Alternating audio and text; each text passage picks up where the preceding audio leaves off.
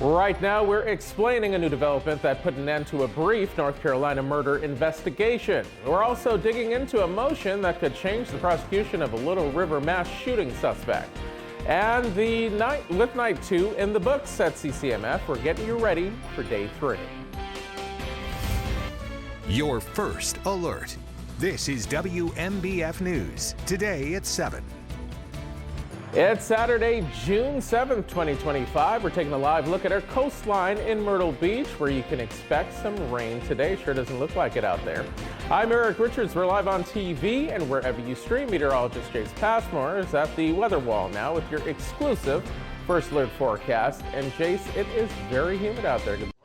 Yeah, it is very humid. We're going to see heat index values approaching 100 degrees along the Grand Trend and back into the PD, but we're also watching for the chance of a few strong storms. You can see most of the area in that level 2 out of 5 risk of a couple storms. Now, not everyone is going to see a storm, but if you do, heavy rain and also some gusty winds, maybe some small hail can't be ruled out. Let's go ahead and plan this out hour by hour. You can see as we go towards the afternoon, just a few storms starting to pop up. Now, as I said, a few of those storms could be strong. As we go towards the evening hours, those start to move out with more showers and storms developing overnight tonight. Now, I've had a lot of questions about, are the storms today going to impact CCMF? All it takes is one storm with a lightning strike within 8 miles of the concert zone, and then we start seeing evacuations and cancellations. I don't think we see that today. Tomorrow afternoon, we start seeing more showers and storms develop, so we have another severe weather risk tomorrow. It's something we're watching very closely, as you can see, going towards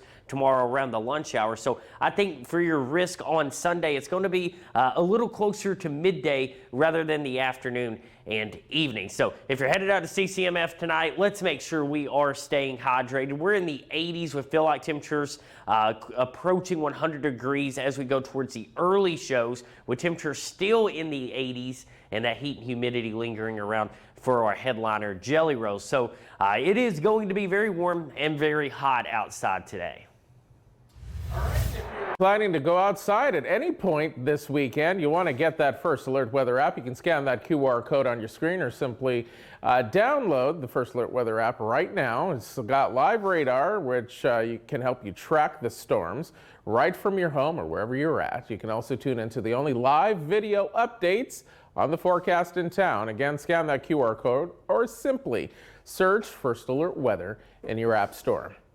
Breaking now, a brief murder investigation in North Carolina has now ended with an arrest. The State Bureau of Investigations confirms agents booked John Luther Locklear on Friday, a day and a half after Pembroke police found his alleged victim, 66-year-old Dwayne Locklear, dead under a covered porch along Union Chapel Road. We're still working to find out how Dwayne died. We'll let you know when we have that information. Our coverage continues now on the Memorial Day weekend shooting that hurt nearly a dozen people in Horry County. Earlier this week, we told you authorities arrested a 16-year-old suspect in North Carolina, and now we've learned the solicitor's office has filed a motion requesting to try the teenager as an adult. It could take several months before the courts make a decision on that motion. 11 people were hurt May 25th after shots were fired in the parking lot of a charter boat business just off Watson Avenue in Little River. Investigators say the shooting happened following an argument on a party boat carrying more than 120 people. The 16-year-old and another suspect, 19-year-old Shawan Williams, are each charged in the case. The second man involved in a murder of a Coastal Carolina University student in a parking lot of a Planet Fitness will spend the next 10 years in prison. Brandon Huertas pleaded guilty last week to accessory after the fact to murder. It stems from the shooting death of David Demas back in 2023. Authorities say Huertas was the getaway driver for his co-defendant who killed Demas in a car during a carjacking gone wrong. A judge sentenced Huerta to 15 years, but reduced that down to 10 years in prison and 3 years probation. A judge also sentenced the co-defendant to life in prison on that murder charge. More details are coming out now about what led to an Horry County police chase earlier this week. Horry County PD responded to 48th Avenue North Wednesday, where they say Melissa Hakoon grabbed and pinned a man's arm in the lobby of a doctor's office before stealing his car. Authorities say that it sparked a chase and they deployed stop sticks on Sockasty Boulevard, which brought that pursuit to an end. She now faces several charges, including assault and battery, as well as grand larceny. A homeowner who killed a 70-year-old man during a home invasion will not be facing any charges. Conway police were called last month to a home along Sun Meadow Drive where they learned about the shots being fired during a home invasion. Officers say the homeowner returned fire, killing Michael Dean. And police say that after a thorough investigation, they believe that the homeowner acted in self-defense, and citing South Carolina's Stand Your Ground law. The investigation into a suspected drug deal turned deadly has ended with 2 arrests made in the PD.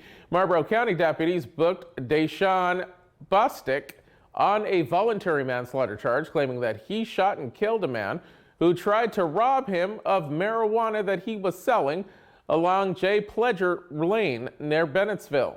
Now, joining him behind bars is his accused accomplice, Quayshawn Quick. They're both facing a handful of charges, including those connected to drugs, conspiracy, and accessory. As we continue on this Saturday morning, Tegan Brown joins us with your weekend sports report. And as we go to break, these are just some of the stories you can find right now on WMBFnews.com and our free WMBF News app at 7:06.